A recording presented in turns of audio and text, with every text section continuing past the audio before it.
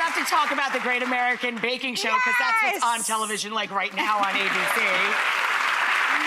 Why did you sign up for the Great American Baking Show, other than it's hugely popular? Oh, my God. It's hugely popular at home, obviously. I'm a huge fan of it. And when they asked me to do the Great American Baking Show, I was like, are you kidding? And I think that the show started in the UK, didn't it? Like, the original of the show was not the American. It's huge as well. Huge. And we film it all in this beautiful, beautiful tent in the UK, and it's just wonderful.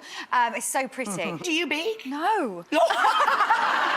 I was like in awe of these people, kind of. I was walking around watching them, going, can you teach me that? And they're like, we're in the middle of a bake. We've got 2 hours, leave me alone. Like, shut up, Spice Girl. Yeah. But it's such a wonderful show. It's quite intense, but we laughed so much. It is intense, isn't it? It is, but it's one of those shows that the whole family can watch. My kids love baking, so they love the show. But yeah, all I do, I stand, I go, on your marks, get set, bake. They bake, and then I eat. It's a dream job. It's my dream job. And then you get to go out on the road with your girlfriends and shake it off. And shake it off, exactly. I know, I feel very lucky. I'm having a wonderful time. You're having a really blessed time. A really blessed time. Yay!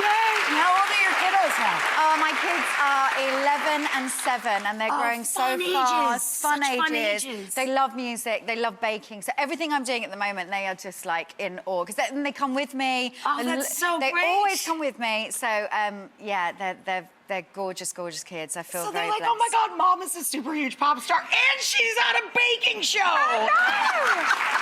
I do love it.